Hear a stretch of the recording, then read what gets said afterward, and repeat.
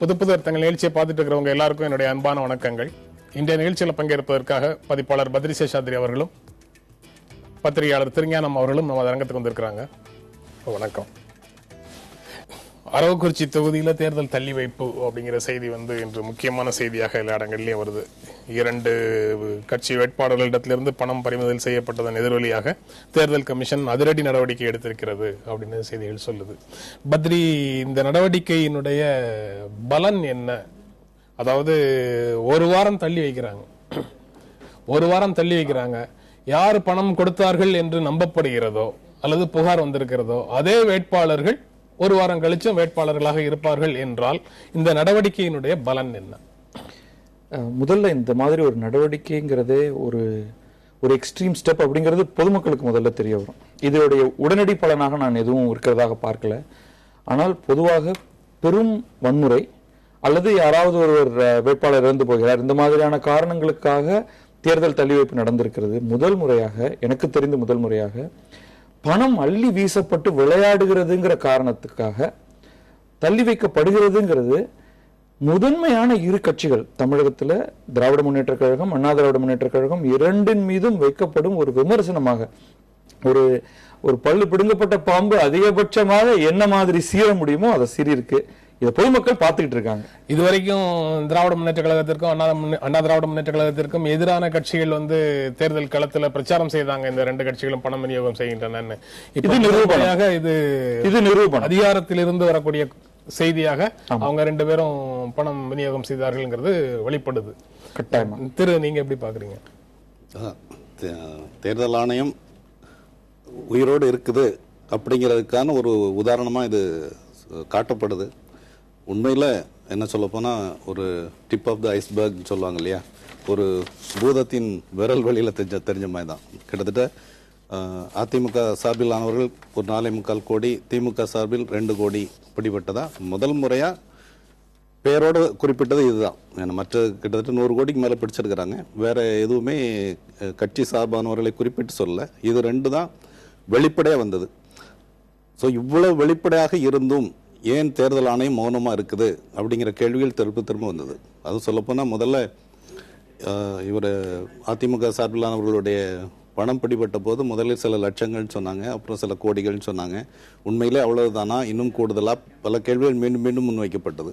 அதே போன்று திமுக தரப்பிலும் பிடிபட்ட பிறகு மீண்டும் அதிக கேள்விகள் வரும்போது ஏதாவது ஒரு நடவடிக்கை எடுத்தாக வேண்டும் என்ற ஒரு கட்டாயத்தில் செய்யப்பட்டிருக்கு. ஆனாலும் கூட இது ஒரு வரவேற்கத்தக்கது தான். அதே நேரத்தில் இன்னொரு விஷயம், அதாவது தேர்தல் ஆணையம் ஒரு பக்கம் பெரிய அளவில் பிரச்சாரம் செய்துட்டு இருக்கு. தேர்தலுக்கு பணம் வாங்குவது குற்றம் அப்படின்னு சொல்லி நிறைய பிரமுகர்களும் பேட்டி கொடுத்துட்டு இருக்கிறாங்க. ஆனாலும் மீண்டும் இது பரவலாக நடக்கிறதோட காரணம் என்ன அப்படிங்கிற ஒரு விஷயத்துக்கு போனீங்கன்னா, ஊழல் நிறுவனமயமாக இருக்கு. அதனால மக்களும் என்ன கேட்குறாங்க, நீ எல்லாம் வாங்கிட்டு இருக்கிற, ஏன்னா மேலிடத்திலிருந்து எல்லா இடத்துலையும் நிறுவனமாக்கி வச்சிருக்கிறீங்க, இங்கே கொடுக்கறது மட்டும் எப்படி தப்பா வருது இப்படிங்கிற கேள்விகள் வந்திருக்கு. ஒரு பக்கம் இதன் மீதான கோபம் இருந்தால் கூட இந்த யதார்த்த நிலை எப்போ இந்த ஊழல் நிறுவனமயமாகிறதுக்கு ஒரு தீர்வு காணப்படுகிறதோ, எப்பொழுது ஒரு டெவலப்மெண்ட் ஓரியன்ட் பாலிடிக்ஸ் வருதோ அப்போதான் இதுக்கெல்லாம் ஒரு விடிவு வரும் அப்படிங்கறத ஒரு யதார்த்தம்.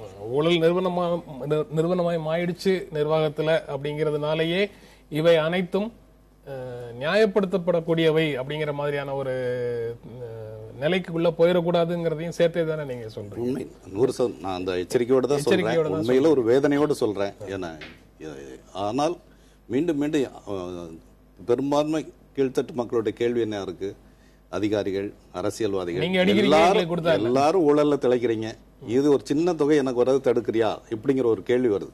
அதுல நியாயம் இல்லைங்கிறது ஒரு பக்கம் இருந்தா கூட ஓவரால் சிச்சுவேஷன்ல பாத்தீங்கன்னா டெவலப்மெண்ட் ஓரியன்ட் பாலிடிக்ஸ் பின்னாடி போனதனுடைய ஒரு சோகமான விளைவு. அதனால ஒரு மாற்றம் மக்களிடத்துல அந்த மாதிரி ஒரு கேள்வி வருது அப்படின்னு, பெரும்பாலான மக்களிடத்துல அப்படி ஒரு கேள்வி வருதுன்னு சொல்றது உண்மையாக இருக்கிற பட்சத்துல அதுல அந்த மாதிரி பணம் கொடுப்பதிலிருந்து அவங்க மக்கள் கேட்கறாங்கிறதுக்காக கட்சி தலைமைகள் கொடுக்க வேண்டிய அவசியம் இல்லை. கட்சி தலைமைகள் கொடுக்கக்கூடிய வேட்பாளர்களை டிஸ்ஓன் பண்ணணும். குறைந்தபட்சம் பிடிபட்டதுக்கு அப்புறமாவது அது வரைக்கும் அதுவும் நிறுவனமயம் ஆயிடுச்சு அப்படின்னு சொல்லி இருக்கலாம். மக்கள் முதல்ல கேட்கல, கட்சிகள் தான் முதல்ல கொடுக்க ஆரம்பித்தாங்க. அதுக்கப்புறமா தான் அது வந்து உங்களுக்கு வந்து அது இறுகி போக ஆரம்பிக்குது. இந்த மக்கள் கேட்கறாங்கிறதுலயுமே நான் நிறைய எனக்கு கேள்விகள் உண்டு. பத்ரி, குறுக்கீட்டுக்கு மன்னிக்கணும். இன்றைய தமிழ் இந்து நாளிதழில் PA கிருஷ்ணன் எழுதின ஒரு கட்டுரையில 52லயே காங்கிரஸ்காரர்கள் கொடுத்தார்கள் அப்படின்னு சொல்லி எழுதுறாரு. 52லயே அப்போ அன்றிலிருந்து இன்று வரை தொடர்கின்ற ஒரு பழக்கமாக அது இருக்கு. ஆனா இப்ப வந்து உச்சம் பெற்றது அப்படின்னு சொல்லலாமா? நிச்சயமாக. நீங்க வந்து அப்ப ஒண்ணு கவனிக்கணும். இந்த 50லிருந்து இன்றைக்கு 2016 வரை கீழ்மட்டத்தில் இருக்கக்கூடிய மக்களின் எண்ணிக்கைங்கிறது வந்து குறைந்து வந்திருக்கிறது. அப்போ வந்து அந்த பணத்துடைய மதிப்பு பெரும்பாலான மக்களுக்கு ரொம்ப அதிகமாக இருந்திருக்கலாம். அது 1 ரூபா 5 ரூபா அது ஏதோ ஒரு எண்ணிக்கையாக இருக்கட்டும். இன்றைக்கு அது வந்து அந்த இன்ஃப்ளேஷன் கணக்குல இது இன்னும் வந்து ஒரு 1000 1500 ரூபாய் இருக்கு. இன்றைக்கு பெரும்பாலான மத்திய வர்க்க மக்கள் அந்த பணம் தங்களுக்கு எந்த விதத்திலும் பலன் தராது என்பதை நன்றாக புரிந்து வைத்திருக்கிறார்கள். ஆனா அந்த வறுமை கோட்டுக்கு கீழே இருக்கிற மக்களுக்கு அந்த பணம் இன்றைக்கும் ஒரு முக்கியமானதாக படுகிறது. ஒண்ணு. இரண்டாவது, வேறு எந்த விதத்திலும் அரசியலில் எந்த பாதிப்பையும் தம்மால் ஏற்படுத்தி விட முடியாதுங்கிற ஒரு நம்பிக்கையற்ற நிலையில அவங்க இருக்கும் பொழுதுதான் சரி இந்த பணமாவது எனக்கு வந்துட்டு போகுதே அப்படிங்கிற ஒரு எண்ணத்துல அவங்க பாக்குறாங்க. இதே அவங்களுக்கு அந்த நம்பிக்கை வந்துருச்சுன்னா போடாவும் பணம்னு தூக்கி எறிஞ்சிருவாங்க. இங்கதான் நம்ம பார்க்கணும் இதை. அதாவது அவர்களை முதல்ல நம்பிக்கை இழக்க வைத்து அவர்களை ஒரு கார்னர்ல தள்ளிட்டு நான் கொடுக்கும் பணமும் நான் கொடுக்கும் இலவசங்களும் தான் உனக்கான வெல்ஃபேர், மீதி எல்லாம் நீ கேள்வி கேட்கறதுக்கு உனக்கு உரிமையே இல்லைங்கிற மாதிரி இந்த பாலிட்டியை மாத்தினதுக்கு முழுக்க நீங்க இந்த அரசியல் கட்சிகளை முக்கியமாக திராவிட முன்னேற்ற கழகத்தையும் அண்ணா திராவிட முன்னேற்ற கழகத்தையும் குறிப்பிட்டு சொல்லி சாடணும். நீங்க பணம் கொடுக்கறதுன்னு முடிவு பண்ணி பணத்தையும் கொடுத்து மக்களுடைய தன்மானத்தை பறித்துக் கொள்ற நிலைக்கு போயிட்டீங்கன்னா நீங்க தன்மானம் குறித்தோ சுயமரியாதை குறித்தோ பேசுவதற்கு எந்த விதமான தார்மீக பொறுப்பும் நெறியும் உங்ககிட்ட இல்லைன்னு ஆகுது. அதுக்கப்புறம் பணம் கொடுத்து தான் ஓட்டு வாங்குறது அப்படிங்கிற நிலைமைக்கு நீங்க போயிட்டீங்கன்னா நீங்க சகோதரத்துவம் பற்றியோ சமத்துவம் பற்றியோ ஜனநாயகம் பற்றியோ பேசுவதிலும் எந்த விதமான பொருளும் இல்லைன்னு ஆகுது. இல்லை, அவ படிப்பது ராமாயணம் இடிப்பது பெருமாள் கோயில் அப்படிங்கிற நிலைமையில தான் நாம ஜனநாயகத்தை பற்றி பேசுறோம், சமத்துவத்தை பற்றி பேசுறோம், சமூக நீதி பற்றி பேசுறோம். அப்படின்னா மக்கள் வந்து இந்த கட்சிகளை எப்படி பார்ப்பார்கள்? பிரச்சனை வந்து ஒரு விதத்தில் இது வேற மாதிரி பாருங்களேன். இந்த பணமெல்லாம் கொடுத்ததற்கு மேலாகவும் இந்த மாதிரியாக அரசியலை ஒட்டுமொத்தமாக அழித்ததற்கு பிறகும் கூட நீங்க வந்து சமூக நீதியை பற்றி பேசலாம். நீங்க வந்து பாருங்க நாங்க இன்னும் வளர்ச்சிகளை எல்லாம் நாங்க செய்து கொண்டிருக்கிறோம்னு பேசலாம். ஆனால் அது வந்து ஒரு உண்மையான வளர்ச்சியா? உங்களுடைய வளர்ச்சிக்காகத்தான் அதிகாரம் எங்களுக்கு தேவை, அந்த அதிகாரத்தை பெறுவதற்காகத்தான் உங்களுக்கு பணமும் நாங்க கொடுக்கிறோம் அப்படின்னு பணம் கொடுக்கறதுக்கு புதிய விளக்கங்கள் கூட கொடுக்கலாம். அதாவது இந்த 2 பேரும் பணம் கொடுத்தாலும் நாங்கள் தான் அவர்களை விட இன்னும் சிறப்பாக நாங்க சமூக நீதியை நிலைநாட்டுகிறோம், அவர்களை விட சிறப்பாக வளர்ச்சியை கொண்டு வரோம்.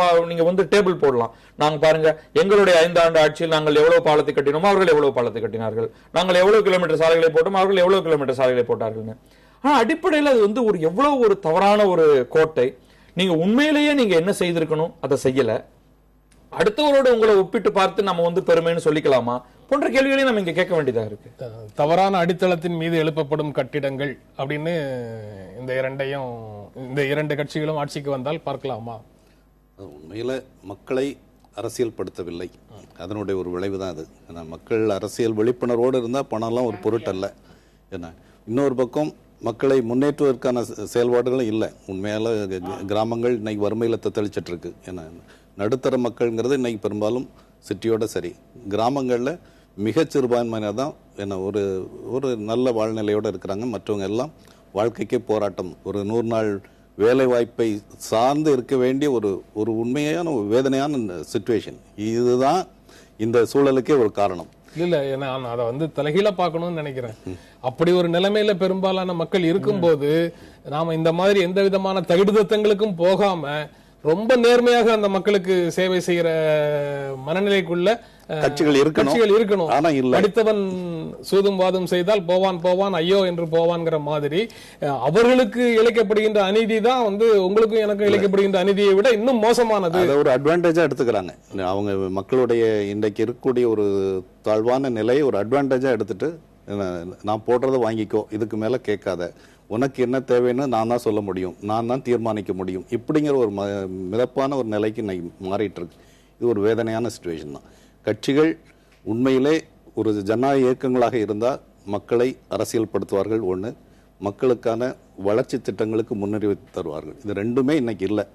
கட்சிகள் அப்படி இல்லாத நிலையில் அட்லீஸ்ட் ஜனநாயக இயக்கங்கள், ஊடகங்கள் இதுக்கான விழிப்புணர்வை அதிகமாகிட்டே போகணும். இதுதான் ஒரே வழி. இல்ல உண்மை, இவ்வளவு மக்கள் அந்த நிலையில ஏன் இருக்காங்கனாலே இந்த மாதிரியான தொடர் ஆட்சி முறையினாலதான். எவ்வளவு தூரம் அவர்களுக்கான திட்டங்கள் போய் சேர்ந்திருக்கணுமோ அது சேராமல் அதில் பெரும்பகுதி மடைமாற்றப்பட்டு ஒரு சிக்னிபிகன்ட் பெர்சன்டேஜ் சதவிகித பணம் வேற எங்கோ வெளியில போகிறதன் காரணமாக தானே இவர்கள் இன்னும் இதே நிலையில இருக்காங்க. மிக குறைவானவர்கள் தானே அதில் இருந்து வெளில வர முடியுது.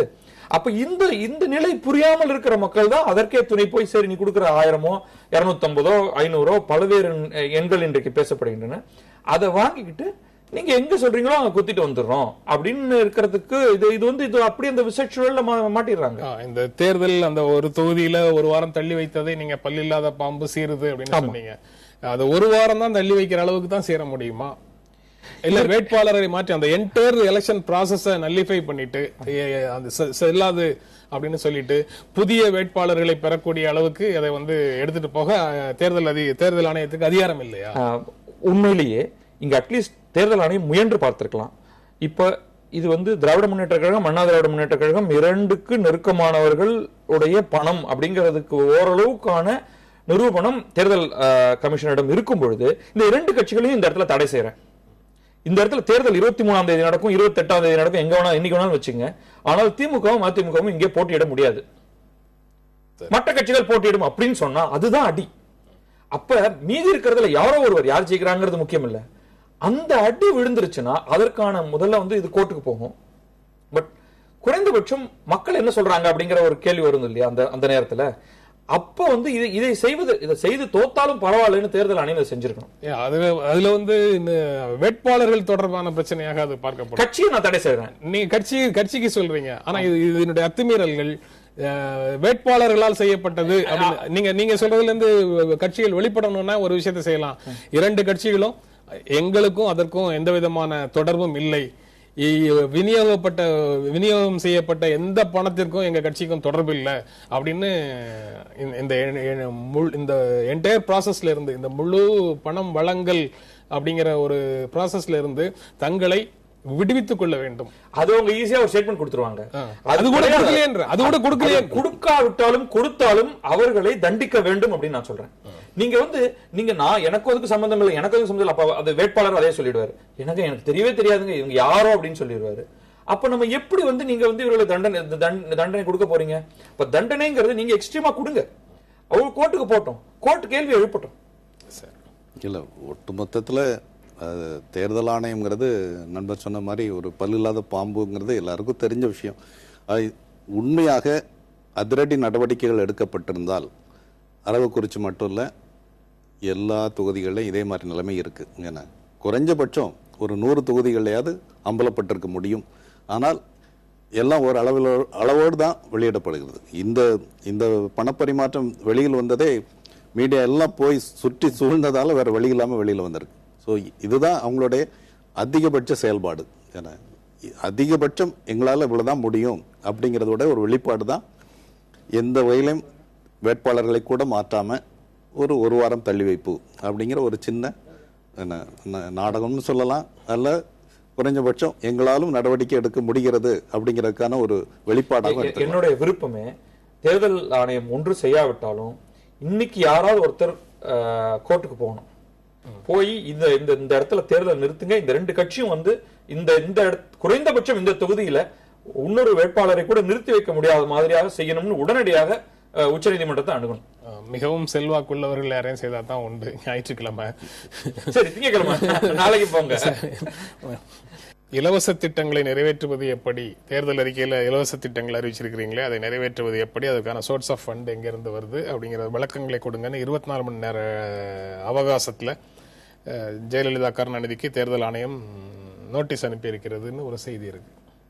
இதுவும் பல்லில்லாத பாம்பினுடைய இன்னொரு சீற்றம் அப்படின்னு பார்க்கலாம். நம்ம தேவைகள் அதிகமாக இருக்கு, முறைகேடுகள் தடுக்கப்பட வேண்டும் அப்படிங்கிற ஆதங்கத்துல பலரும் தேர்தல் ஆணையத்தினுடைய நடவடிக்கை போதாது தேர்தல் ஆணையமும் உடந்தையாக இருக்குங்கிற குற்றச்சாட்டோட பல விஷயங்களை பேசிட்டு இருக்கிறோம். பலரும் பேசிட்டு இருக்கிறாங்க. ஆனா ஒரு விதத்துல பார்த்தா இது எல்லாமே வந்து முதல் ஏதாவது ஒரு புள்ளியில இருந்து தான் ஆரம்பிக்கணும் அப்படிங்கறதுல இருந்து பார்க்கும்போது இது எல்லாம் தேவையான நடவடிக்கைகள் தானோ அப்படிங்கிற எண்ணமும் சேர்ந்தே வருது.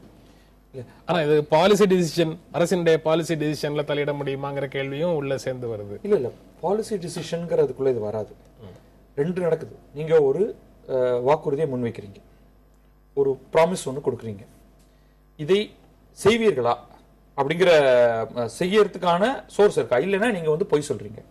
ஏமாற்றி வாக்கு கேட்பது, நீங்க வந்து ரெப்ரசன்டேஷன் ஆஃப் பீப்புள்ஸ் ஆக்ட்ல இருக்கக்கூடிய பல ஷரத்துக்களை முன்வைத்து நீங்க பொய் சொல்றீங்க, ஏமாத்துறீங்க, அதனால இதை தடை செய்யலாம் அப்படிங்கிறதுக்கான ஒரு அதிகாரம் வந்து தேர்தல் ஆணையத்திட்ட இருக்கு. கடந்த கால தேர்தல் அறிக்கைகள்ல கொடுத்த வாக்குறுதிகள் எதெல்லாம் நிறைவேறலையோ அந்த நிறைவேற்றாத கட்சிகள் எல்லாத்தையும் என்ன நடவடிக்கை, என்ன ஆக்ஷன்ங்கிறது ரெண்டாம் பட்சம். முதல்ல வந்து நீ செய்த குறைந்தபட்சம் அவர்கள் ஏமாற்றி இருக்கிறார்கள் தேர்தல் ஆணையம் வந்து வெளிப்படுத்தி என்ன ஆயிருச்சுன்னா, தேர்தல் முடிஞ்ச உடனே அவர்களுடைய ரோல் போயிடுது. அதனால தேர்தல் நடப்பதற்கு முன்னால் அவர்களுக்கு இந்த கேள்வி கேட்கலாம். நான் என்னுடைய இது ஏன் இவ்வளவு நாள் வெயிட் பண்ணி தேர்தல் நடக்கிறதுக்கு ஒரு நாள் முன்னாடி 2 நாள் முன்னாடி இந்த கேள்வி கேட்கணும்? இவர்கள் எல்லாம் தேர்தல் அறிக்கையை வந்து ஒரு மாதத்துக்கு முன்னாடில இருந்து வர ஆரம்பிச்சிருச்சு. அதை மாஞ்சு எல்லாரும் பத்திரிகையில எழுதியாச்சு, இந்த கேள்விகள் எல்லாத்தையும் எழுப்பியாச்சு, அதெல்லாம் அவங்க பார்க்கல. அப்ப அவர்களுக்கென்று ஒரு புகார் வந்தாதான் சோமோட்டு ஆக்ஷன் இவங்களால எடுக்க முடியும். 1008 இடத்துல பண்ணிட்டு இருக்காங்க. இவங்க அப்பவே கேட்டிருக்கணும். இதற்கான அதிகாரம் இவர்களுக்கு இருக்கு, அதை இவர்கள் செய்திருக்கலாம். இன்ஃபேக்ட் நேர்ல சம்மன் பண்ணிருக்கலாம். நீங்க வந்து எழுத்து மூலமா அனுப்புங்க, வந்து எக்ஸ்பிளைன் பண்ணுங்க அப்படின்னு நீங்க சொன்னாலே அது பெரிய நியூஸ் ஆகுது. நம்ம கொண்டு போய் அங்க கேமரா வச்சிடலாம், என்ன சொன்னீங்க அப்படின்னு கேட்கலாம். இதை உடனே மக்கள் இதை கவனிப்பாங்க. அம்மா சும்மா அள்ளி வீசுறாங்க, என்ன தைரியத்துல இவங்க இதெல்லாம் செய்யறாங்க அப்படிங்கிற ஒரு கேள்வி வருது இல்லையா? அப்ப இவர்கள் யார் உண்மையை பேசுறாங்க, யார் வந்து சும்மா புருடா விடுறாங்க அப்படிங்கிறது கேள்வி வர ஆரம்பிக்கும். அன்பார்ச்சுனேட்லி இது கடைசி நாள் வரும்பொழுது யாருமே அதை கவனிக்க போறது இல்லை. உண்மையில இலவச திட்டங்களை நிறைவேற்றுவது எப்படி அப்படிங்கிற கேள்வி முன் வச்சிருக்கிறாங்க. என்னை பொறுத்தவரை இவங்க ரொம்ப ஈஸியா ஒரு விளக்கம் கொடுத்துட முடியும். ஏன்னா நம்ம அரசியல் சட்டமே சொல்லுது வெல்ஃபேர் ஸ்டேட், என்ன அடித்தட்டு மக்களுக்கு நல்லது செய்யறது சரிதான் அப்படின்னு சொல்லுது. அதனால அதுக்கு இந்த மாதிரி இந்த இவ்வளவு நிதி ஒதுக்கீடு செய்ய போறோம். இன்னொன்னு இப்போ இதெல்லாம் மானியமா தான் சொல்லியிருக்கோம். மானியம் ஒரு பகுதி அவர்கள் செலுத்த வேண்டும் அப்படிங்கும் போது குறைவானவர்கள் தான் வருவாங்க, அதனால குறைவாக தான் செலவு பண்ண போறோம் அப்படின்னு ஏதோ ஒரு விளக்கத்தை கொடுத்து முடிச்சிடலாம். ஏன்னா என்னுடைய கேள்வி, அது எப்படி இலவச திட்டங்களுக்கு ஒரு கேள்வி போடுகிறீர்களோ அதே போது வளர்ச்சி திட்டங்களுக்கும் போடணும். தேர்தல் ஆணையம் மட்டுமல்ல, எல்லாரும் சேர்ந்து போடணும். அது ஒரு தொடர் விவாதமா இருந்தா தான் இந்த திட்டங்களுக்கு இந்த நிதி ஆதாரம் இந்த வகையில செய்ய போறோம் அப்படிங்கிற ஒரு உண்மையான விளக்கங்கள் கிடைக்கும். இன்னைக்கு வந்து நினைச்சதெல்லாம் சொல்றது என்ன, ஈவன் ஒரு கட்சி வந்து 5 ஆண்டுகள்ல தமிழ்நாட்டுல வந்து தென்னக நதிகள் எல்லாத்தையும் இணைச்சிட போறோம் எல்லாரும் சொல்றாங்க. பெட்ரோல் விலை சொல்லி ஒரு மாநில கட்சி சொல்லுது. சோ இந்த மாதிரி சாத்தியமே இல்லாதெல்லாம் அள்ளி விடுறதுக்கு ஒரு முற்றுப்புள்ளி வைக்கிறதும், சாத்தியமானதைத்தான் சொல்லணும், அது இந்தந்த நிதி ஆதாரங்களோடு சொல்லணும் அப்படிங்கிற அளவுக்கு தேர்தல் அறிக்கைகளே ஒரு பட்ஜெட்டாகவும் மாறக்கூடிய ஒரு சூழல் எதிர்காலத்தில் வரணும். அதுக்கான ஒரு சின்ன ஸ்டார்டிங் பாயிண்டா இதை பாசிட்டிவா எடுத்துக்கும். இல்ல அதான் இந்த வளர்ச்சி திட்டம்ங்கிறத வேணா ஒரு கட்சி வந்து எதிர்க்க முடியும். அது நாங்க வந்து எங்களுக்கு நேரம் இருக்கு, நாங்க அங்க அப்ப செஞ்சுக்கிறோம், உங்களுக்கு எதுக்கு நாங்க சொல்லணும்னு கேட்கலாம். அதுதான் தேர்தல் ஆணையத்திட்ட மக்கள்கிட்ட அப்படி சொல்லிட முடியாது. நீங்க என்ன பேசிஸ்ல நான் உனக்கு வாக்களிக்கணும் அப்படிங்கறது வந்து மக்கள் கேட்கறதுக்கான இடம் இருக்கு. ஆனால் இந்த இலவச மானிய திட்டங்கள்ல வேற ஒரு இஷ்யூ வருது. இது உண்மையிலேயே இது வந்து எப்படி நீங்க வேட்பாளர் தன்னுடைய தகுதியை பற்றியோ அல்லது தன்னுடைய சொத்து விவரங்கள் பற்றியோ தன் மேல இருக்கக்கூடிய கிரிமினல் பின்னணியை பற்றியோ இன்றைக்கு சொல்லணும்னு பல்வேறு வழக்குகள்ல இருந்து நமக்கு வந்திருக்கோ, அந்த மாதிரியான ஒன்றுதான் இந்த இலவசம்ங்கிறதும். நீங்க இல்லாத பணத்தை நீங்க சும்மா வந்து அப்படி கை காமிச்சு விட்டுற முடியாது. போன ஆண்டு தமிழக அரசுடைய வருவாய் என்ன, செலவு என்ன, இந்த ஆண்டு எவ்வளவு தூரம் தாண்டி போயிட போகுது, எங்கிருந்து உனக்கு பணம் வருது, நீ போய் சொல்கிறாய் அப்படிங்கிறது வந்து ஏமாற்றுதல்ங்கிறதுக்குள்ள வருது. வளர்ச்சி திட்டங்களே நான் செய்ய மாட்டேன் அப்படின்னு கூட ஒரு அரசு சொல்லலாம், அதை நீங்க கேள்வி கேட்க முடியாது. ஆனால் நீங்க வந்து இது கேள்வி கேட்கலாம், எங்கிருந்து உனக்கு பணம் வரப்போகுது, நீங்க சும்மா கொடுத்துட முடியாது. நீங்க எல்லாத்தையும் நானே இதுக்கெல்லாம் கணக்கு போட்டிருக்கேன். ஒரு சில தேர்தல் அறிக்கைகளுக்கு இது எல்லாத்தையும் செயல்படுத்தணும்னா எவ்வளவு கோடி ரூபாய் வேணும், இது அத்தனையோட கூட வந்து மதுவிலக்கையும் நீங்க சேர்த்து அதனால இழக்க போகிற தொகையும் சேர்த்து பார்த்தா இதெல்லாம் சாத்தியமே கிடையாது. சரி, ஒரு வைல்டு இமேஜினேஷன் அல்லது ரொம்ப பெரிய கான்ஸ்பிரசி தியரி அப்படின்னு வச்சுக்கோங்க, ஏதாவது ஒரு பெயர்ல நீங்க அதை சேர்த்துக்கலாம். இது கடன் ரத்து அப்படிங்கிற முழக்கங்களை, தேர்தல் வாக்குறுதியை பல அமைப்புகள் வந்து வெளியிட்டு இருக்கிறாங்க. ஆனா அவர்களுக்கு எல்லாம் நோட்டீஸ் போல இந்த 2 கட்சிகளுக்கு மட்டும், மக்களுக்கு நன்மை செய்ய துடிக்கின்ற 2 கட்சிகளுக்கு மட்டும் தேர்தல் ஆணையம் நோட்டீஸ் அனுப்புது. அப்ப தேர்தல் ஆணையமும் தமிழ்நாட்டு அரசியலை இருதுருவ அரசியலுக்குள்ள முடக்குவதற்கு உடந்தையாக இருக்கு அப்படின்னு சொல்லலாமா? Valid point. உண்மையிலேயே அத்தனை கட்சிகளையும் அங்க வர சொல்லி கேட்டிருக்கணும், அத்தனை கட்சிகளுக்கும் நோட்டீஸ் போயிருக்கணும். அப்ப நோட்டீஸ்க்கு பதில் நியாயமாக சொல்லக்கூடியவர்களுக்கு இது பயமே கிடையாது. எங்களுடைய கால்குலேஷன் இதுதான் அப்படின்னு மக்கள் நல கூட்டணி, தமிழ் மாநில காங்கிரஸ், உங்க ஒவ்வொருத்தரும், காங்கிரஸ், நாம் தமிழர், பாரதிய ஜனதா, அத்தனை பேர் இந்த கேள்வி கேட்டிருக்கணும். அது சரியான பாயிண்ட் நீங்க சொன்னது. அது நான் நானே கவனிக்கல, அது செஞ்சிருக்கணும். உண்மையிலே தமிழக அரசியல்ங்கிறது இந்த 2 பெரிய கட்சிகளுக்கு இடையில தான் அப்படிங்கறத தேர்தல் ஆணையமும் ஏற்றுக்கொண்டதுக்கான ஒரு சான்றா தான் நானும் பாக்குறேன். நண்பர் பத்ரி சொன்ன மாதிரி உண்மையிலே தேர்தல் ஆணையம் மற்ற முக்கிய கட்சிகளையும் சேர்த்து கொடுத்திருக்கணும் அப்படிங்கிறது. என்ன, கிட்டத்தட்ட எல்லா கட்சிகளும் இலவச திட்டங்கள் சொல்லியிருக்கிறாங்க, எனக்கு தெரிந்து கம்யூனிஸ்டுகள் தவிர. அதனால எல்லா கட்சிகளுக்கும் கொடுத்திருந்தா நியாயமா இருந்திருக்கும். உள்ளடக்கிய கம்யூனிஸ்டுகளே உள்ளடக்கிய மக்கள் நல கூட்டணியினுடைய அறிக்கையில கடன் ரத்து, வேற எந்த இலவசமும் இல்ல. அப்ப அவங்க கடன் ரத்தை வந்து அவங்க பேசணும், எப்படி எங்களால செய்ய முடியும் அவங்கள்ட்ட கேட்டிருக்காங்க, எல்லாத்தையும் கேட்டிருக்கணும். நேற்று மாலை 6 மணியோட தமிழ்நாடு சட்டமன்ற தேர்தலுக்கான பிரச்சாரம் முடிவடைந்தது. நாளை காலை 7 மணி முதல் வாக்குப்பதிவு தொடக்கம் அப்படிங்கிறது எல்லா செய்திகள்லயும் இருக்கு.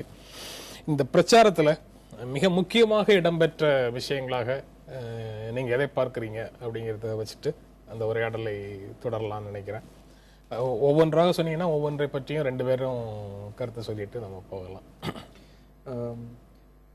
பிரச்சாரம் அடிப்படையாக வந்து திராவிட முன்னேற்ற கழகத்திலிருந்து, திராவிட முன்னேற்ற கழகம் மட்டும் என்ன சொன்னதுன்னா இந்த ஆட்சி ஒழிய வேண்டும். அதுக்கப்புறமா ஒரு 5-6 பேர் முதல் முறையாக இந்த ஆட்சி ஒழிய வேண்டும் மட்டும் இல்ல, திராவிட முன்னேற்ற கழகம் இதற்கு மாற்று அல்ல அப்படின்னு சொன்னது. இதுதான் வந்து இந்த தேர்தலை நான் மிக முதன்முறையாக மாற்று என்று ஒரு 4 பேர் களத்தில் இறங்கி அதை பத்தி தீவிரமாக பேசியது. அது என்ன இம்பாக்ட் இருக்க போகுதுன்னு தெரியல. பட் முதல் முறையாக மாற்று என்பதை கொஞ்சம் தீவிரமாக மக்களிடம் எடுத்து வைத்து ஓரளவுக்கு மக்கள் அதை ஏற்றுக்கொண்டிருக்கிறார்களோன்னு நினைக்கிறேன். அதுதான் நான் முதல்ல பெரிய விஷயமாக பார்க்கிறேன். நிச்சயமா, அதாவது திமுக பொருளாளர் ஸ்டாலின் வந்து கொஞ்சம் ஏழையரா ஆரம்பிச்சாரு. நமக்கு நாமே பயணம், இந்த ஆட்சி மாற்றப்பட வேண்டும், திமுக ஆட்சிக்கு வரணும்னு சொன்னாரு. ஏன்னா அதிமுக பொறுத்தவரை தங்களுடைய சாதனைகளை சொல்லி வாக்கு கேட்பது அப்படிங்கிறது இருந்தது.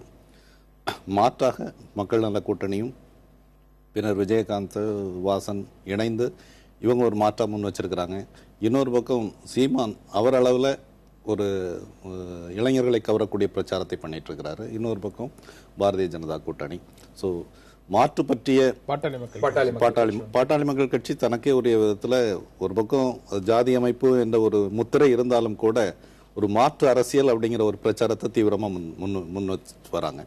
இது எல்லாமே மாற்று பற்றிய ஒரு விவாதத்தை தொடங்கியிருக்கு.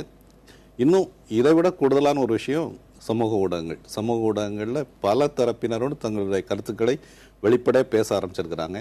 ஒரு மாற்று அரசியலை பற்றிய ஒரு தேடல் வந்திருக்கு. ஆனாலும் கூட என்னை பொறுத்தவரை இந்த தேர்தல் அதிமுக திமுக இடையிலான போட்டி தான் பிரதானமாக இருக்க போகுது. இன்னும் இவங்க கிட்டத்தட்ட ஒரு 2 பேரும் ஒரு 70-80 தொகுதிகள் அப்படின்னு சொன்னால் அடுத்த ஒரு 70-80 தொகுதிகள் தான் யார் ஆட்சி அமைப்பது என்பதை தீர்மானிக்கக்கூடிய ஒரு விஷயமா இருக்குங்கிறது என்னுடைய கணிப்பு. ஆனாலும் இந்த தேர்தலில் ஒரு ஆரோக்கியமான விஷயம் மாற்று பற்றிய விவாதம். மொத்த தொகுதிகளை 3ஆக பிரிக்கிறீங்க. ஆளுக்கு ஒரு பங்கு கொடுத்துறீங்க.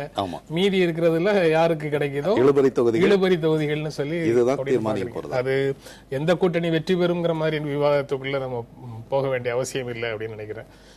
கோட்பாட்டு அளவுல அல்லது கொள்கை அளவுல அல்லது மக்களுடைய வாழ்க்கையில் மாற்றம் ஏற்படுத்தக்கூடிய திட்டங்கள் அளவுல எந்த மாதிரியான விஷயங்கள் பிரச்சாரத்துக்குள்ள வரும் அப்படிங்கிறது 4 முக்கியமான புள்ளிகளை நான் பார்க்கிறேன். கிட்டத்தட்ட அனைவருமே இதை பேசிட்டாங்க. மதுவிலக்கு அனைவராலும் ஏற்றுக்கொள்ளப்பட்டிருக்கு. அது வந்து என்ன நடக்க போகுது அப்படிங்கறத பாக்குறது ஒண்ணு. அதுல எனக்கு ஏதோ நடக்கும் அப்படின்னு தோணுது. ஊழல் எதிர்ப்பு ஒண்ணுமே நடக்காது, ஆனா அனைவரும் பேசியிருக்காங்க, கொஞ்சம் தீவிரமாவே பேசியிருக்காங்க. அதாவது லோக் ஆயுக்தாங்கிற அமைப்பை ஏற்படுத்துவோங்கிற அளவுக்கு அத்தனை பேரும் அதை சொல்லியிருக்காங்க. சொல்லிக்கிட்டே பணமும் கொடுக்குறாங்க, அதுவும் கொடுக்குறாங்க. அது யார் கொடுக்குறாங்கிறத பத்தி நம்ம பார்த்துட்டோம். இது 2வது. பட் இது வந்து எது கூடாது அப்படிங்கறதுல மது கூடாது, ஊழல் கூடாது. எது தேவை அப்படிங்கிறது 2 விஷயம். இதுவும் இதற்கெல்லாம் முன்னாடி பேசினதுக்கும் இந்த தடவைக்கும் கொஞ்சம் ஒரு தீவிரத்தன்மை அடைந்திருக்கிறத பார்க்கிறேன். ரொம்ப முக்கியமாக வேலைவாய்ப்பு திறன் எல்லாத்தையும் நான் ஒன்னா சேர்த்து பார்க்கிறேன். ரொம்ப கூர்மை அடைந்திருக்கிறது இந்த தேர்தல்ல. என்ன செய்யணுங்கிறது உண்மையிலேயே பெரும்பாலான அரசியல் கட்சிகளுக்கு தெரியல, எப்படி செய்யணும்னு தெரியல. ஆனால் இந்த வேலை வாய்ப்புங்கிறது வந்து ஒரு பெரிய டைம் பாம். இது நம்ம ஏதோ செய்யலைன்னா நம்ம இந்த சமுதாயம் மிக மோசமாயிடும். இளைஞர்கள் தெருவில் ஒரு போர்க்கொடி தூக்கிக்கிட்டு இறங்கிடுவாங்க. மிகப்பெரிய சிக்கலாயிரம் ஆட்சியாளர்களுக்குங்கிறத உண்மையிலேயே உணர்ந்திருக்காங்க. போன தேர்தல் எல்லாம் இது இவ்வளவு தீவிரமாக உணரப்பட்டதாக நான் நினைக்கல. இதான் 3வது. 4வது இதே கிரைசிஸ் விவசாயம். கிட்டத்தட்ட இது 2 இணைந்ததுதான். ஆனா இது நாள் வரைக்கும் நம்ம சும்மா வெறும வாய் வார்த்தைகள் பேசியிருக்கோமே தவிர எக்ஸ்ட்ரீம் கிரைசிஸ்ல இருக்கு விவசாயம்ல இருந்து பாசனம் அது எல்லாம் ஒன்னா சேர்ந்தது. இந்த 4 விஷயமும் ரொம்ப கூர்மை அடைஞ்சிருக்கு. 2 கூடாது, 2 வேணும். இந்த 2 எப்படி செய்யறதுங்கிறது பத்தி பேச ஆரம்பிச்சிட்டாங்கிறதே நான் நல்லதா பார்க்கிறேன். அனைத்து விதமான நெகட்டிவ்ஸ் இருக்கு இல்லையா, அது எல்லாவற்றையும் தள்ளி வைத்து விட்டு பார்த்தாலும் இதுதான் அஜெண்டா. அடுத்த 5 ஆண்டுகளுக்கு யார் ஆட்சிக்கு வந்தாலும், யார் எதிர்கட்சியில் இருந்தாலும், யாருக்கு இதுல ஸ்டேக்கே இல்ல, ஒரு இடம் கூட கிடைக்காத கட்சிகளும் கூட அடுத்த 5 ஆண்டுகள் இந்த 4 பத்தி பேசியாகணும். நண்பர் சொன்னதை நான் இன்னும் பொதுமைப்படுத்தி 2 விஷயங்களை பார்க்குறேன். ஒன்று மதுவிலக்கு. இன்னைய தமிழகத்துக்கு மிக மிக அவசியமானது இது. இன்னும் இந்த மது பழக்கம் தொடர்ந்தால் இளைய தலைமுறை காலி ஆகிடும். இதை அரசியல் கட்சிகள் எந்த அளவுக்கு உணர்ந்திருக்கோ, அதே நேரத்தில் இளைய தலைமுறையிட்ட ஒரு பெரிய விழிப்புணர்வு வந்திருக்கு, பெரிய இயக்கங்கள் தொடங்கியிருக்கு. உண்மையான அக்கறை கொண்டவர்களும் அதை தீவிரமாக பேச ஆரம்பிச்சிருக்கிறாங்க. எந்த கட்சி ஆட்சி அமைத்தாலும் மதுவிலக்கு என்பதை உடனடியாகவோ அல்லது ஒரு குறைந்த கட்டத்திலோ செயல்படுத்தினால் மட்டுமே தமிழகம் பிழைக்குங்கிறது நம்பர் 1. இல்ல குறுக்கீட்டுக்கு மன்னிக்கணும், வேலைவாய்ப்பு அப்படின்னு சொல்லி அவர் பேசுற வேலைவாய்ப்பு, திறன் மேம்பாடு, இன்ன பிற விஷயங்கள், அதோட தொடர்புடைய மற்ற விஷயங்கள் எல்லாம் சேர்ந்து மிகப்பெரிய டைம் பாமாக உருவாகி கொண்டிருக்கிறது. அது மிகப்பெரிய பிரச்சனையாக வெடித்து கிளம்பும்னு சொல்றாருல. அந்த வெடித்து கிளம்பும்ங்கிறது நடக்காமல் இருப்பதற்காக மது ஒரு டூலாக, ஒரு கருவியாக இருக்கு. உண்மைதான். நீங்க மதுவிலக்கை நடைமுறைப்படுத்தினதான் அந்த ஆபத்துகள் எல்லாம், ஆபத்துங்கிறத நான் கொஞ்சம் தள்ளி போடலாமோ ஒழிய அது இன்னொரு வகையில் சமுதாயத்தை சீரழிச்சு நாசமாக்கிறோம் அப்படிங்கிறத உண்மை. அதனால எந்த கட்சி ஆட்சி அமைத்தாலும் மதுவிலக்கு கொண்டு வந்தே தீர வேண்டும் அப்படிங்கிறது முதல் விஷயமா பார்க்குறேன். நம்பர் 2, நம்பர் சொன்னது நான் இன்னும் பொதுமைப்படுத்தி சொல்றேன், வளர்ச்சி திட்டங்கள். அதுல வேலைவாய்ப்பு ஒரு பகுதி ஆயிடுது. வளர்ச்சின்னு சொல்லும்போது 1 தொழில் வளர்ச்சி, 2 விவசாய வளர்ச்சி. ஏன்னா தொழில் வளர்ச்சிக்கும் உரிய திட்டங்கள், ஒரு வளர்ச்சின்னு சாதாரணமாக வரக்கூடிய வந்தவுடன் அந்த சொல்ல கேட்ட உடனே வரக்கூடிய சித்திரம் விவசாய வளர்ச்சியை உள்ளடக்கியதாக இல்லை. மனித மனங்கள்ல உருவாக்கப்பட்ட சித்திரம் வளர்ச்சி திட்டம் அப்படின்னு சொன்னா அது தொழில் வளர்ச்சியாகவும் வேறு சில அடையாளங்கள், பெரிய பெரிய கட்டிடங்களாகவும் உண்டான வளர்ச்சி மட்டும்தான் மனசுல தோணுது. ஆனா நீங்க விவசாய வளர்ச்சிங்கிறதையும் நீங்க 2 பேரும் சேர்த்து, அதனாலதான் அனைத்து அறிக்கைகளுமே 2ஐயும் பிரிச்சு காமிக்கிறாங்க. ஏன்னா 2மே ஒரே பாக்ஸ்குள்ள இன்னைக்கு மக்கள் மனசுல வரலங்கிறதுனால அதை நீங்க தனியா பேசியாக வேண்டியிருக்கு. 2க்கும் செய்ய வேண்டிய வேலைகளே வேற. ஒரு விதத்துல சொல்ல போனா நீங்க என்ன தொழில் வளர்ச்சின்னு சொல்றீங்களோ அது விவசாயத்திலிருந்து ஆட்களை வெளியில எடுப்பது, அதுவே தான் நல்லதுன்னு நான் சொல்றேன். இன்றைக்கு விவசாயத்துல ஈடுபட்டிருப்பவர்களுடைய எண்ணிக்கை குறைத்தால்தான் விவசாயத்துக்கும் நல்லது, தொழில் வளர்ச்சிக்கும் நல்லது. அது எப்படி செய்யறதுங்கிறதா இங்க சேலஞ்சு. இது விவசாயம் வளரணும். விவசாயம் வளரணும்னா என்ன அர்த்தம்னா, விவசாய வருமானம், தனிநபர் விவசாய வருமானம் அதிகரிக்கணும்னா விவசாயத்தில் ஈடுபடுபவர்களோட எண்ணிக்கை குறையணும். அது அப்ப அவங்களை நடுத்தரில் நிக்க வைக்கிறதா? இல்ல, அவர்களுக்கு வேண்டிய அளவுக்கான திறன்களையும் கல்வியையும் கொடுத்து அவர்களுக்கான வேறு வேலைகளை கொடுக்கணும். நீங்க இது ரொம்ப க்ளோஸ்லி இன்டகிரேட்டட். இதை செய்வதற்கான நேரம் ஆல்ரெடி நம்ம ஒரு 10 வருடம் பின்னாடி இருக்கோம். எப்பயோ ஆரம்பிச்சிருக்கணும். இப்பொழுதாவது இது பேசப்படுகிறது. நாட்டுல வேற எந்த மாநிலத்திலும் இல்லாத அளவுக்கு இது தமிழகத்தில் தான் கூர்மையடைந்திருக்கு. எப்பவுமே தமிழகம் ஒரு முன்னோடி மாநிலம் அந்த விதத்துல. அதனால எனக்கு இது விதத்துல சந்தோஷம் தான். என்ன எப்படி செய்யறதுன்னு அவங்களுக்கு தெரியலையே தவிர இதை செய்யணுங்கிற அளவுக்கு அவங்க வந்துட்டாங்கிறது தான் என்னுடைய பாயிண்ட். இல்ல, விவசாயம் பற்றி சொல்லும்போது ஒரு ராமதாஸ் ஒரு சரியா சொல்லியிருக்கிறார், அதனுடைய தீவிரத்தை சொல்லியிருக்கிறார். முந்தைய திமுக ஆட்சியில கிட்டத்தட்ட 3000க்கும் மேற்பட்ட விவசாயிகள் தற்கொலை, அதிமுக ஆட்சியில 2000க்கும் மேற்பட்ட விவசாயிகள் தற்கொலை. இந்த புள்ளி விவரங்களுக்குள்ள நம்ம போகாட்டி கூட இதனுடைய தீவிரத்தன்மையை புரிஞ்சுக்கணும். ஏன்னா இன்றைக்காவது மொத்த விவாதங்களும் அதை நோக்கி திருப்பப்படாவிட்டால் மிகப்பெரிய சவால் வரும் அப்படிங்கிறதான். விவசாயத்தை சீர் செய்ய வேண்டும் என்றால் 2 விஷயம். ஒன்று, நீராதாரங்கள். நீராதாரங்கள் நல்லா இருந்தாலே விவசாயிகள் மற்ற எல்லாத்தையும் பார்த்துக்குவாங்க. இன்னைக்கு அதை அழிச்சோம், மரங்களை மொட்டை அடித்தோம், மலைகளை மொட்டை அடித்தோம், அதனாலே ஆறுகள் வறண்டன. நதிநீர் இணைப்பு பற்றி பேசுறதுலாம் அர்த்தமே கிடையாது. அங்கே மொட்டை அடிச்சுட்டு மலை சூழலே தவிர்த்து விட்டு ஆறுகளை இணைப்பது சாத்தியமே இல்லை. முதல்ல மரங்கள், காடுகள் இதை உருவாக்கி ஒரு இயற்கை சூழ்ந்த விவசாயம் அப்படிங்கிற பாலிசி நம்பர் 1. நம்பர் 2 வந்து விவசாய தொழில்நுட்பங்கள். அருமையான தொழில்நுட்பங்கள் இருக்கு, அதெல்லாம் முறையா விவசாய அமைப்புகள் கொண்டு சேர்க்கல, அதை செய்யணும். நம்பர் 3 மார்க்கெட்டிங் உத்திகள். அதாவது ஒரு பகுதியில் மொத்தமாக ஒரு மாவட்டம் முழுக்க தக்காளி விளைவிக்கிறாங்க, மாட்டுக்கு போடுறாங்க, விலையே இல்லை. ஏன் அதை கொஞ்சம் நெறிப்படுத்தி கொடுக்கக்கூடாது? இந்த பகுதியெல்லாம் தக்காளி போடுங்க, இந்த பகுதியெல்லாம் கத்திரி போடுங்க, இந்த பகுதியெல்லாம் பருத்தி போடுங்க.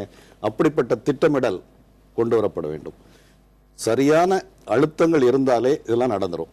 அதை பற்றி விவாதங்கள் தீவிரமாக முன்வைக்கப்படும். விவசாயம் தொடர்பாக அவர் சொல்றாரு. நீங்க சொன்னதுலயும் அவர் சொன்னதுலயும் உண்டான இது வந்து ஆதி காலத்திலே இருந்தே நமக்கு படிக்கும் போதே சொல்லி கொடுத்தது, விவசாயத்துக்குள்ள டிஸ்கைஸ்டு அன்எம்ப்ளாய்மெண்ட் இருக்கு, மறைமுகமாக இருக்கு. அதாவது தேவையான நபர்களை விட அதிகமான நபர்கள் அதுல வேலை செய்யறாங்க அப்படின்னு சொல்றாங்க. அவர்களை வெளியில் எடுக்கணும்னு நீங்க சொல்றீங்க. இதே விஷயத்த மன்மோகன் சிங் சொல்லும் போது கடுமையான எதிர்ப்பை அவர் எதிர்கொண்டார். ஆனா அவர் சொல்ற நோக்கமும் நீங்க சொல்ற நோக்கமும் ஒன்றா அப்படிங்கிற கேள்வி வருது. எந்த விதத்துல மாறுபாடானது? அதாவது இது வந்து ஃபோர்ஸ் பண்ணி எடுக்கல, ஸ்பெசிபிக்கா விவசாயத்தை எப்படி கையாள வேண்டும் அப்படிங்கறதுல வரக்கூடிய வேறுபாடு தான். இவர் வந்து தொழில்நுட்பங்கள் இருக்கு, தொழில்நுட்பங்களை அவர்களுக்கு கற்றுக் கொடுத்து அவர்கள் பயன்படுத்த வேண்டும் அப்படின்னு சொல்றாரு. தனி மனிதர்களால சிறிய அளவு நிலங்களை வைத்துக்கொண்டு இதெல்லாம் செய்வது சாத்தியம் இல்லை, அதனால அவை அனைத்தும் பெருநிறுவனங்களால் நடத்தப்பட வேண்டும் அப்படின்னு சொல்லி சிலர் வந்து கருத்தை முன்வைக்கிறாங்க. விவசாயத்தை கார்பரேட்டைஸ் பண்ணிட்டீங்கன்னா it will be a successful business அப்படின்னு சொல்றவங்க இருக்கிறாங்க. அந்த இடத்துல கார்பரேட்டைஸ் பண்ணணும்னு நான் சொல்லல. இது வந்து ஒரு தவறான ஒரு பார்வை. ஏதோ கார்பரேட்னா கெட்டது அப்படிங்கிற மாதிரி இல்ல, கெட்டதுங்கிற அர்த்தத்துல இல்ல, கெட்டதுங்கிற அர்த்தத்துல இல்ல. இங்க வந்து விவசாயி காணி நிலத்துக்கு சொந்தமாக இருந்தாலும் அவர் ஒரு நிலத்துக்கு சொந்தக்காரங்கிற பெருமை முக்கியமா இல்லையாங்கிறதுக்குள்ள நிலத்தை அவர்கள் கையில வச்சிட்டு இருக்கும் போதே வேறு சில வழிகள் மூலமாக அதை செழுமைப்படுத்த முடியாதா அப்படிங்கிற கேள்விக்கு நிச்சயம். அதாவது அதை பத்தி நிறைய, அதாவது இந்த தேர்தல் அறிக்கையிலுமே, நம்ம தேர்தல் அறிக்கைக்குள்ளேயே வந்தாலே திரு சொல்றதை விட நிறைய விஷயங்கள் பலர் பேசியிருக்காங்க. ரொம்ப இன்ட்ரெஸ்டிங் ஆனது இந்த டிபேட்லாம் வேணுங்கிறேன். ஃபார் எக்ஸாம்பிள், நீங்க வந்து கிட்டத்தட்ட எல்லாருமே, நாட் எல்லாரும், மக்கள் நல கூட்டணியில இருந்து ஆரம்பித்து ஈவன் இப்ப எல்லாருமே வந்து ஜெனட்டிக்கலி மாடிஃபைடு, மரபணு மாற்றப்பட்ட விதைகள் அனுமதிக்கவே முடியாது அப்படின்னு அனைவரும் சொல்லியிருக்காங்க. இயற்கை விவசாயம் மட்டும்தான் செய்யணும்னு நாம் தமிழர் மீது எல்லாவற்றையும் தடை செய்து விடுவோம்னு சொல்லியிருக்காங்க. இது எல்லாமே டிபேட்டுக்கான ஒரு விஷயமா நான் பாக்குறேன். அப்ப விவசாய இடுபொருள்களுக்கான மானியம், இயற்கை விவசாயத்துக்கு அதிக முன்னுரிமை, அப்ப இதெல்லாம் பண்ணா உங்களுக்கு வேண்டிய வருமானம் வந்துருமா? இந்த கேள்வி எல்லாம் இருக்கு. கார்பரேட்டைசேஷன்ங்கிறதே விட்டுடுவோம். லேண்ட் ஹோல்டிங், இப்ப விவசாய நிலங்களை பகிர்ந்தளிப்பது, அதிலிருந்து ஆரம்பித்து விவசாயத்துக்கு தகுதியற்ற நிலங்களை விவசாயத்துக்கான தகுதிக்காக மாற்றுவது, நீராதாரங்களை வளப்படுத்துவது, அதுக்கப்புறமா வந்து சொட்டு நீர் பாசனம், இந்த மாதிரி வந்து நிறைய விஷயங்கள் நம்ம ஏற்கனவே பேசிட்டு இருக்கிறது தான். இதெல்லாம் ஏன் நடக்கல? இதெல்லாம் நடத்துவதற்கு தேவையான அளவுக்கான முதலீடை செய்வதற்கு ஒவ்வொரு விவசாயியும் தயாராக இருக்கிறாரா? அவர்கிட்ட அந்த பணம் இருக்கா? அந்த பணத்தை கொண்டு போய் சேர்க்கிறதுக்கான வழிமுறை என்ன, கிரெடிட் என்ன? அப்ப அது உடனே வந்து கடன் தள்ளுபடியில வந்து நிக்குது. நீங்க கடன் தள்ளுபடி செய்துகிட்டே இருந்தா நாளைக்கு இவர்களுக்கு கிரெடிட்ங்கிறது ஒழுங்கா போய் சேருமா? எது தேவை அப்படிங்கறதுல வந்து நிறைய டிபேட் இருக்கு. இதை 2-3 பாயிண்டா நான் பார்க்கல. நான் எதிர்பார்க்கிறது விவாதம், ஒரு ஹோலிஸ்டிக்கான விவாதம். இப்ப நான் சொல்றதை எதையுமே யாருமே ஏற்றுக்கொள்ள வேண்டாம், பட் இதுக்கான ஒரு விவாதம் இருக்கா, இதற்கான தீர்வுன்னு 2-3 தூக்கி ஒருவர் முன்வைக்கும் பொழுது அந்த கேள்வி அதை பங்களிப்பு செய்வதற்கு யாரெல்லாம் தேவை? இப்ப என்ன நிறைய பேர் கேட்டிருக்காங்க, நீ என்ன விவசாயியா, நீ உனக்கு என்ன தெரியும், நீ ஒரு கால் வந்து சேத்துல வச்சிருக்கியான்ட்டு. இது வந்து ஒரு பொருளாதாரம் சார்ந்த ஒரு விஷயம். அப்ப இதுல கருத்து சொல்வதற்கு எனக்கு அனைத்து விதமான உரிமை இருக்கு. நான் தப்பாவே இருக்கலாம், பட் எனக்கு பதிலுக்கு மாற்று கருத்தை வைங்க, நம்ம இதை பற்றி பேசுவோம். பட் இது ஒரு கிரைசிஸ்ல இருக்கு. நீங்க சொன்ன மாதிரி கடந்த 10 ஆண்டுகள்ல 7000-8000 பேர் தற்கொலை பண்ணி செத்துருக்காங்கன்னா அதற்கு பின்னாடி ஒரு காரணம் இருக்கு. அது நீங்க பொத்தாம் பொதுவா அரசையோ அல்லது வங்கிகளையோ அல்லது ஏதோ ஒரு விதைகளை விற்கும் கம்பெனியோ உரம் விற்கும் கம்பெனியோ நீங்க குற்றம் சொல்லிட முடியாது. Whole system has a problem. அப்ப அதை நீங்க சரிப்படுத்துறதுக்கு பல விவாதங்கள் பல இடங்கள்ல தேவை. திரும்ப அதை இந்த தேர்தல் அறிக்கை முன்வைக்குது. ஒரு விதத்துல குறிப்பிட்ட சில பிரச்சனைகளை பற்றி பேசிட்டு இருந்தாலும் கடைசியில அடிப்படையான பிரச்சனை பொதுவான பிரச்சனைக்கு வந்துருச்சு. Whole system is the problem அப்படின்னு சொல்லி அந்த ஹோல் சிஸ்டத்துல மாற்றத்தை கொண்டு வருவதற்கு இந்த தேர்தலுக்குள்ள கூட்டணி ஆட்சி அப்படிங்கறதை முன்னிறுத்துறாங்க. அநேகமா அது ஒரு அணி மட்டும்தான் அதை முன்னிறுத்துது. மற்றவர்கள் அணியாக நிற்காததுனால அதை முன்னிறுத்தலன்னு நினைக்கிறேன். அது ஒரு முக்கியமான பிரச்சனையாக பேசல. கூட்டணி ஆட்சி இது போன்ற விஷயங்களுக்கு முன்னுரிமை கொடுப்பதற்கான சூழலை உருவாக்கும் அப்படின்னு நம்ப முடியுமா? கூட்டணி ஆட்சி உண்மையிலே ஒரு பாசிட்டிவான விஷயம். பட் இந்த தேர்தலில் சாத்தியமான எனக்கு தோணலை.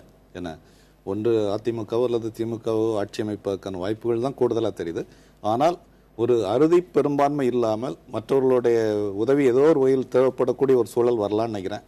அப்படி வந்தால் உண்மையிலே நல்லதுன்னு நினைக்கிறேன். ஏன்னா பல கருத்துக்கள் விவாதிக்கப்படுவது, பல ஆலோசனைகள் கேட்கப்படுவது, ஏன்னா ஈவன் ஒரு ஆக்கப்பூர்வ அதிகாரிகளும் சரி, அரசியல் தலைவர்களும் சரி, ஊடகங்களும் சரி, அவங்கெல்லாம் சொல்லக்கூடிய விஷயங்களை காது கொடுத்து கேட்கக்கூடிய ஒரு ஆட்சி அப்படிங்கிறது கூட்டணி ஆட்சியில் கூடுதல் சாத்தியம். அட்லீஸ்ட் அறுதி பெரும்பான்மை இல்லாத மற்றவர்களுடைய நிர்பந்தத்துக்கு உட்பட்ட ஒரு ஆட்சி வந்தா கூட நல்லது அப்படின்னு நான் நினைக்கிறேன். இல்ல, நான் அதை ஏற்றுக்கிறேன்.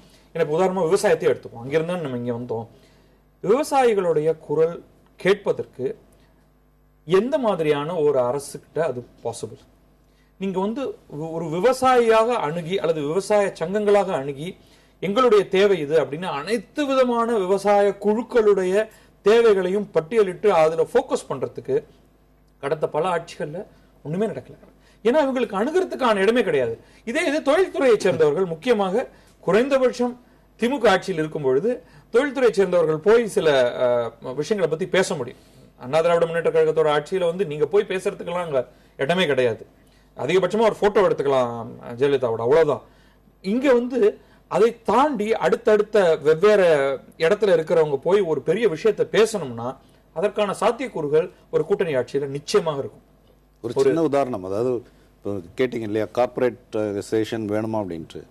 இன்றைய சூழலுக்கு ஏற்ப ஒரு நல்ல மாதிரியை சென்ட்ரல் கவர்மெண்ட்டே கொடுத்துருக்குறாங்க. Farmer producer organisation. ஒரு 20 விவசாயிகள் சேர்ந்து ஒரு கூட்டமைப்பாக செயல்படலாம். அவங்களுக்கு சில உதவிகள். ஒவ்வொரு மாவட்டத்திலையும் அப்படிப்பட்ட கூட்டமைப்புகள் உருவானாலே ப்ராப்ளம் சால்வ்.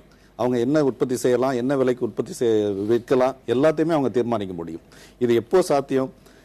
இதை பற்றி விவாதங்கள் அந்த பகுதியில் இருக்கக்கூடிய நிகழ்ச்சி நிறைவு செய்யணும். பகுதியில் இருக்கக்கூடிய இயற்கையான அறிவு சம்பந்தப்பட்ட விஷயமா, இல்ல நீங்க சென்ட்ரலைஸ்டா மேல இருந்து இதெல்லாம் பிரிஸ்கிரைப் பண்ண முடியும்? பகுதி சார்ந்ததா இருக்கணும், சென்ட்ரலைஸ் சப்போர்ட் வேணும். பகுதி சார்ந்ததா இருக்கணும், சென்ட்ரலைஸ்ட் சப்போர்ட் வேணும். இது போன்ற விஷயங்களை முன்னெடுக்கக்கூடிய ஒரு ஆட்சியாக அது வரணும்ன்றீங்க. இன்னும் பல விஷயங்கள் இருக்கு, ஆனா பேசுவதற்கு நேரம் இல்லை. இந்த நிகழ்ச்சியில பங்கேற்று உங்களுடைய கருத்துக்களை பகிர்ந்து கொண்டதற்கு எங்கள் நெஞ்சார்ந்த நன்றி. மீண்டும் சந்திப்போம். நன்றி, வணக்கம்.